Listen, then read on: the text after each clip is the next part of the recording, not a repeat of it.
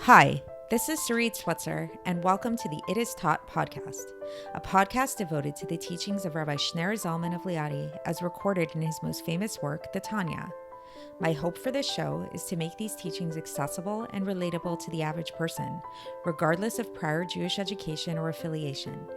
The episodes follow the prescribed daily study portions and are meant to serve as practical lessons in how to live your life as your true self and develop an authentic and powerful relationship with your Creator. I have personally experienced the effects the study of this work has had on me, and I'm excited to share what I can of this knowledge with you. So please join me on this journey of learning, self-growth, and connection with your source.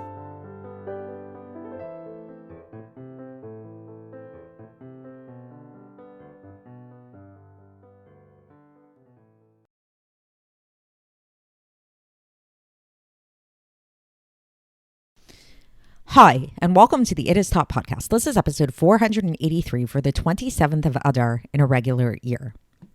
Movies and TV shows about the rich and famous have been popular pretty much since the beginning of movies and TVs. However, in the last little while, in the last few years, this obsession with money, this obsession with materialism has reached a new high.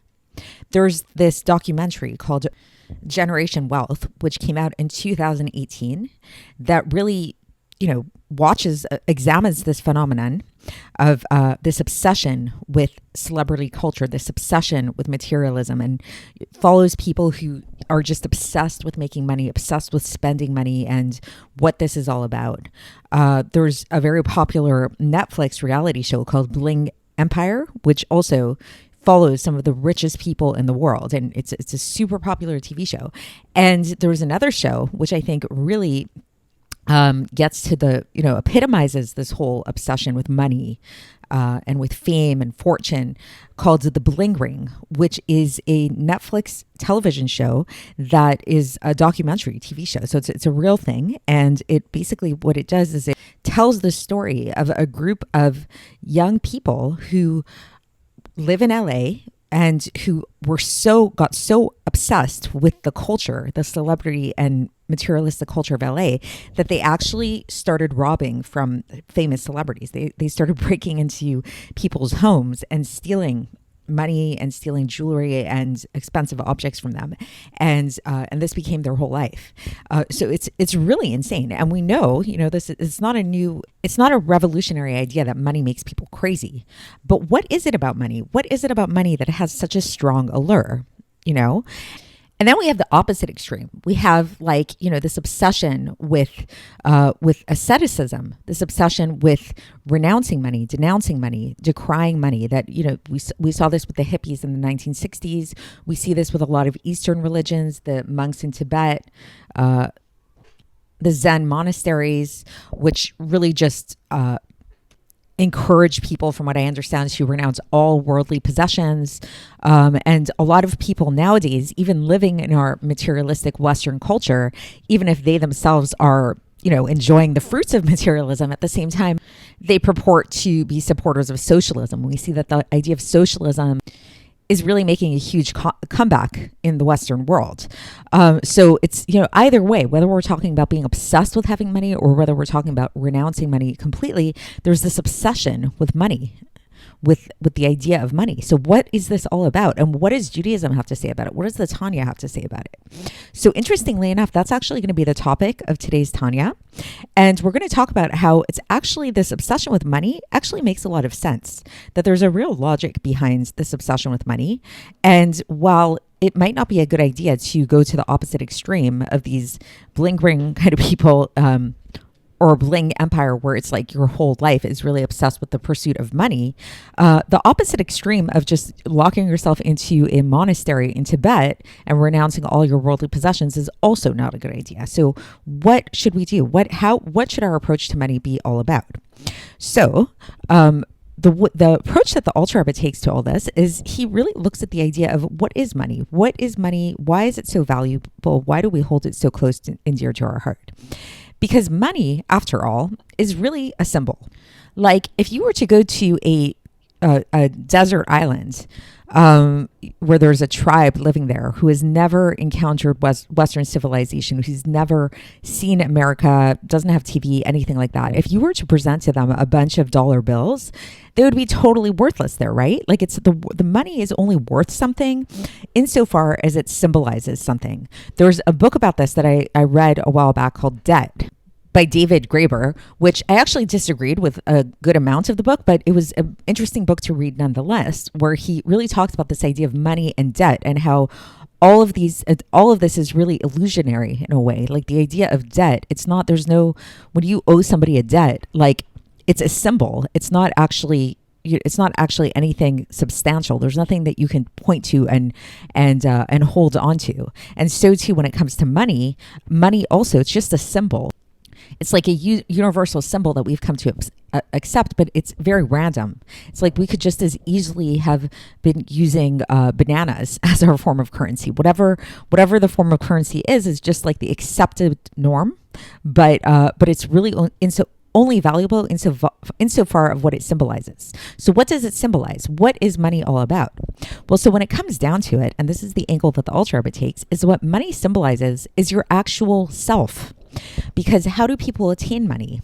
So usually, for the most part, money is attained through work, through labor, at least in a capitalistic society. So it's through the amount of work and the amount of toil that a person puts in, that's the money that they're going to be receiving. Or even if they came from a wealthy family, somewhere along the line, somebody worked for that money. Obviously, there's going to be exceptions to that rule, people winning lottery tickets or things like that. Then there's criminal activity that brings money about, but there's always going to be some type of connection between the money and between the person and their actions in some way, whether it's their immediate actions or the actions of their parents or their grandparents or whatever it is. And usually in most cases, it has something to do with your own sweat and toil as well, your own work. We work for our paycheck. We work to build up our business, to make more money and that kind of thing.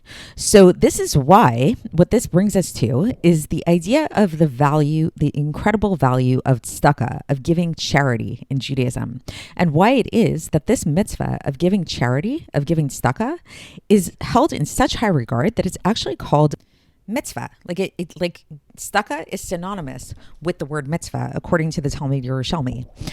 So the basic message of today's Tanya, and we're going to get into the text in just a minute, is that just as obsessed as people are in terms of making money and having money, this is how obsessed we should be in terms of giving our money away to tzedaka. When we realize the power of giving our money to tzedaka, when we realize that when we're actually giving our money to tzedaka, it's not just like, oh, we're doing this nice little charitable act. We're actually giving a part of ourselves over. We're actually donating our very flesh and blood to God.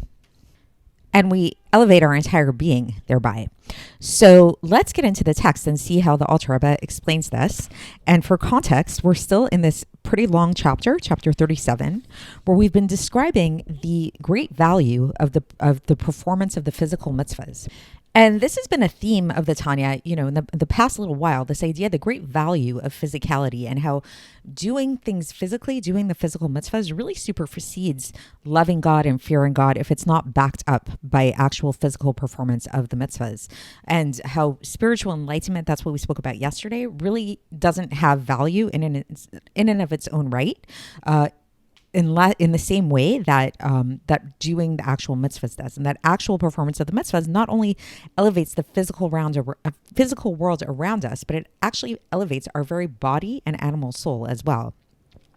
So now the Alter Rebbe starts off here, and he says that through all of this understanding, everything we've been talking about up until now, we're going to understand this idea of the teaching of the sages in the Gemara in Bava Basra, page 9a, that giving tzedaka is equal in measure to performing all of the mitzvahs collectively. So that's a pretty profound statement, right?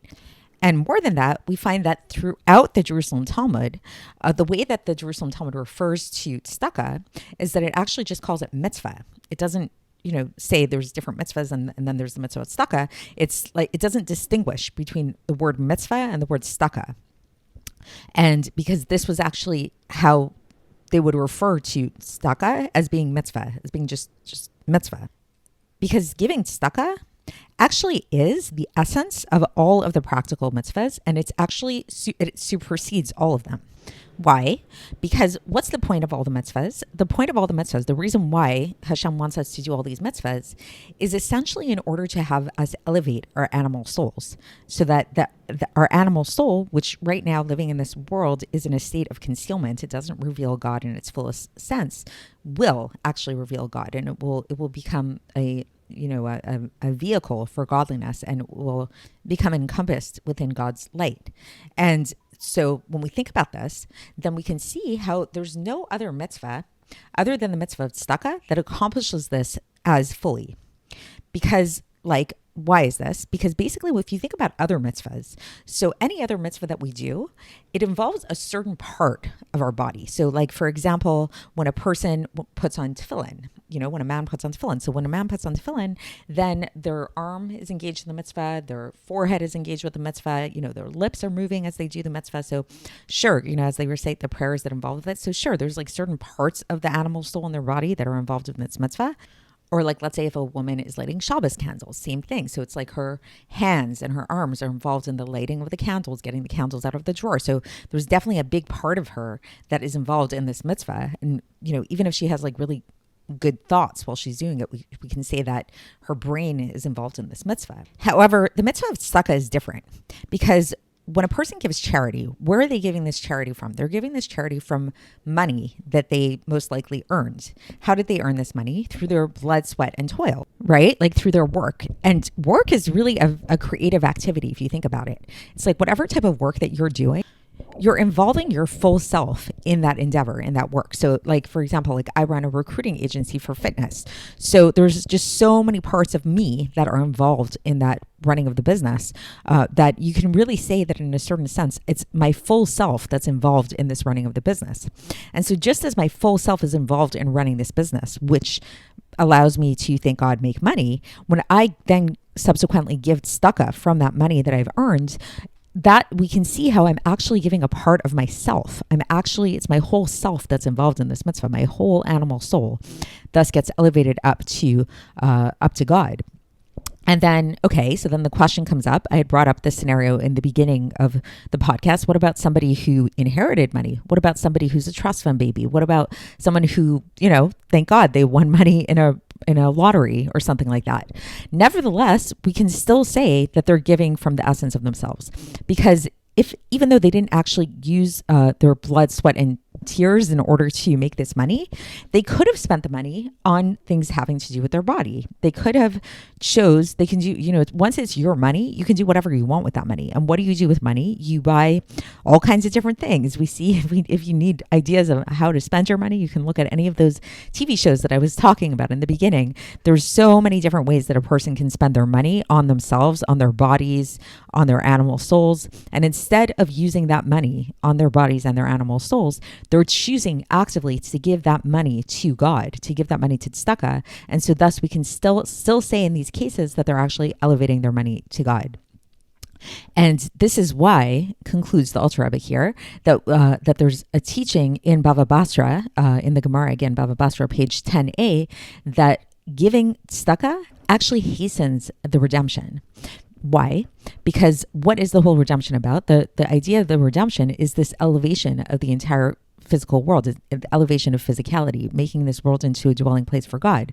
And when we give tzedakah, we're elevating our animal soul in a way that no other mitzvah can, in a very, very intense and strong way. So that's the end of the section for today. So in conclusion, just give a lot of tzedakah, give money to charity, and hopefully now you will have this deeper awareness when you do so. And also when you watch these TV shows, if you're watching them, which I wouldn't recommend because they're kind of a waste of time, but if you do watch any of these TV shows, you can now come to understand what is it, this power of money, the holds that it has over people. It's very real. It's not something to be dismissed so quickly. Money has a real hold over a person, and so what we want to do is we want to channel that hold towards the right place, towards elevating ourselves instead of, God forbid, the opposite. So that's it for today, and we will continue along these lines tomorrow. Stay tuned, and I will speak to you then. Thanks for listening to the It Is Taught podcast, hosted by Sarit Switzer.